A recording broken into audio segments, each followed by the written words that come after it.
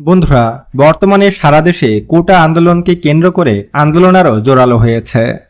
পুলিশের গুলিতে এ পর্যন্ত বাংলাদেশে প্রায় 200-রও অধিক শিক্ষার্থী মারা গেছে এবং আহত হয়েছে হাজার হাজার, এবং জেলের মধ্যে রয়েছে আরও কয়েক হাজার শিক্ষার্থী। বর্তমানে বাংলাদেশের এমন একটি অবস্থা যে বাংলাদেশের অনেক শিক্ষার্থীরা নিজের ঘরে থাকতেও ভয় পাচ্ছে তারা রাস্তায় বের হতে, আন্দোলন করতে। মনে হচ্ছে যেন আমরা একটি স্বৈরশাসক দেশে বাস করছি। মনে হচ্ছে যে আমরা উত্তর কোরিয়াতে বসবাস করছি। উত্তর কোরিয়ার প্রধানমন্ত্রী কিম জং উনের যা মন চায় তাই করে সেখানে। এমনটাই ঘটছে বর্তমানে বাংলাদেশের শিক্ষার্থীদের আন্দোলন এতটাই জোরালো হচ্ছে যে বাংলাদেশ সরকারও অনেক চাপে পড়ে গেছে এবং বহির্বিশ্ব থেকে শিক্ষার্থীদেরকে আরও উস্কে দেওয়া হচ্ছে। তো সেটা যাই হোক, সেটা আমার মূল বিষয় নয়। আমার মূল বিষয়টি হচ্ছে যে বাংলাদেশে কিন্তু আবারও ভয়ঙ্কর বন্যা ধেয়ে আসছে। বিশেষ করে ভারত তাদের সবগুলো বাঁধের গেট আবারও খুলে দিচ্ছে।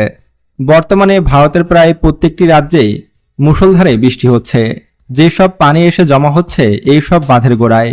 ফলে ভারতের বাঁধগুলো যেমন ফারাক্কা বাঁধ, তিস্তা বাঁধ, এই বাঁধগুলো কিন্তু আর আগের মতো জল ধারণ করতে পারছে না। জলে পরিপূর্ণ হয়ে গেছে সে সকল বাঁধ। এখন এই বাঁধগুলো খুলে দিলেই বাংলাদেশ একদিনের মধ্যে হয়তো ডুবে যাবে।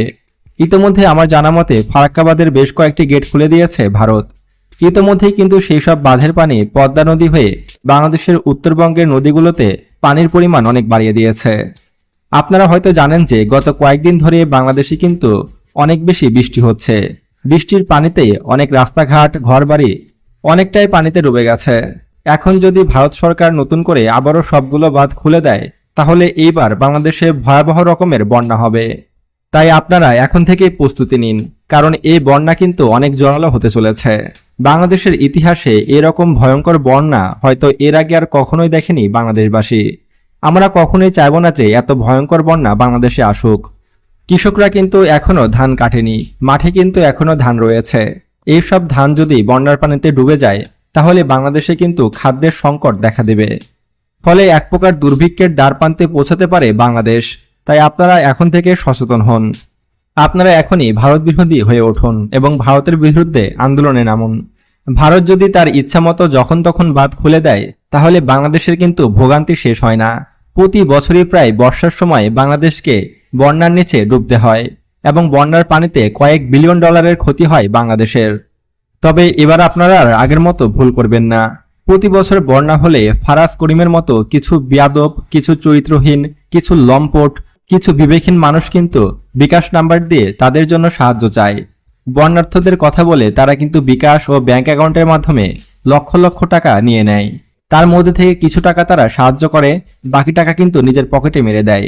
তারা যদি এতই বড় দেশপ্রেমিক হতো, এতই বেশি মানুষের প্রতি ভালোবাসা থাকতো, তাহলে এই ছাত্র আন্দোলনে কিন্তু তাদের থাকা উচিত সবার সামনে।